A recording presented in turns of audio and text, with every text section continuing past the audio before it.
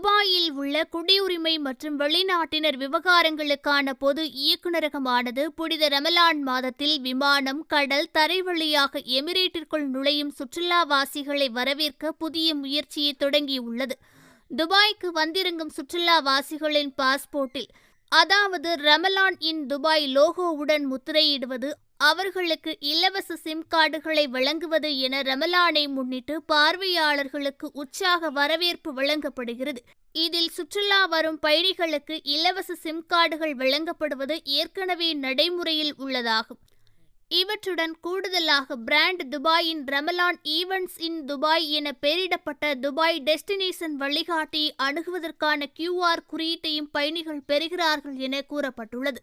Brand துபாயால் உருவாக்கப்பட்ட ரமலான் ஈவென்ட் இன் துபாய் வழிகாட்டியில் துபாய் நகரில் ரமலானை முன்னிட்டு சிறப்பு நிகழ்வுகள் நடைபெறும் பல்வேறு இடங்கள் பட்டியலிடப்பட்டுள்ளது என்றும், இது புனித ரமலான் மாதத்தில் பார்வையாளர்கள் தங்குவதை மேம்படுத்த மதிப்புமிக்க தகவல்களையும் வழங்குகிறது. பாரம்பரிய ரமலான் மரபுகள், பண்டிகைகள் மற்றும் குடும்ப நட்பு நடவடிக்கைகள் உட்பட துபாய் முழுவதும் உள்ள இடங்கள் மற்றும் நிகழ்வுகளின் விரிவான பட்டியலை வழங்கும் இந்த வழிகாட்டி ஆங்கிலம் மற்றும் அரபு ஆகிய 2 மொழிகளிலும் கிடைக்கிறது.